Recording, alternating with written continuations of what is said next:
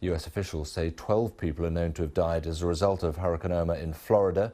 There are fuel and power shortages, long traffic jams, residents very keen to get back to their homes. Now, the worst hit area, as expected, was the Florida Keys. They estimate a quarter of houses could have been destroyed through Irma. Now, on Thursday, President Trump is due to take a trip to Florida. During the hurricane, one family in particular became, well, a bit of an internet sensation, live streaming during the storm. Michael Konoman's fiancée Melissa works at the Marlin gas station in Tavernier, Florida, and they'd hunkered down there for the storm. It's just at the start of the Florida Keys, actually, from the mainland, and he used the time that they were shut in to share a bit of what they were going through. Have a look at this. But we're all safe. I love you, Mom. This is it. This is worth of it. Look, the way the building is facing, it is facing away from the ocean. The double doors have received no wind impact.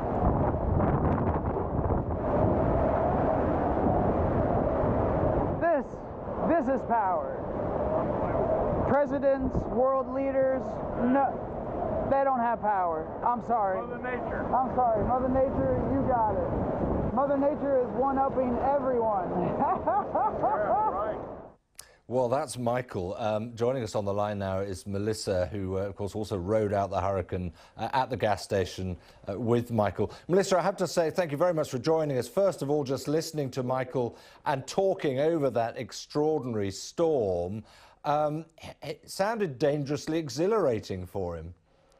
It was quite a rush, David. It was definitely something. You know, living in the Florida Keys, I've been through quite a few hurricanes, but nothing like this. No, I mean, obviously incredibly dangerous at the same time. And just that sense of a sort of wasteland opening up before his eyes from the footage we saw. Were you not anxious that once he stepped out of the door there? Actually, yeah, I was. We felt pretty safe in this building, though. It is 14-inch poured concrete roof. We are at the highest point on our island, so I felt safe. We could actually barely hear but a little bit of whistling in the building itself.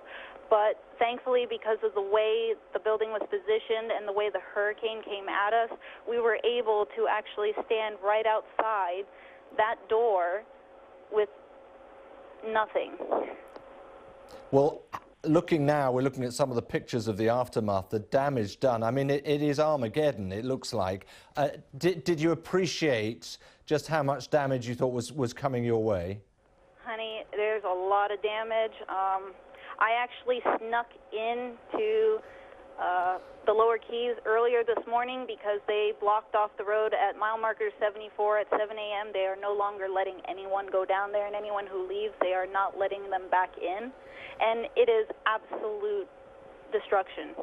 And what's it been like for you at the gas station? I imagine if you're saying people want to get back in, they must all be ferrying through your place of work and talking to you about their anxieties.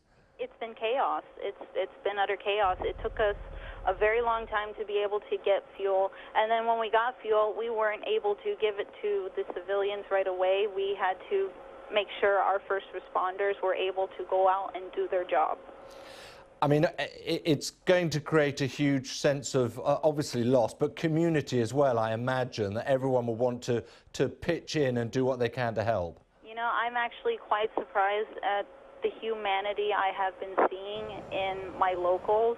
Everybody is pitching in to help everyone else. Well, that's always good to hear. Melissa, I know it's late there. Thanks very much indeed for talking to us. Not a problem, Dave.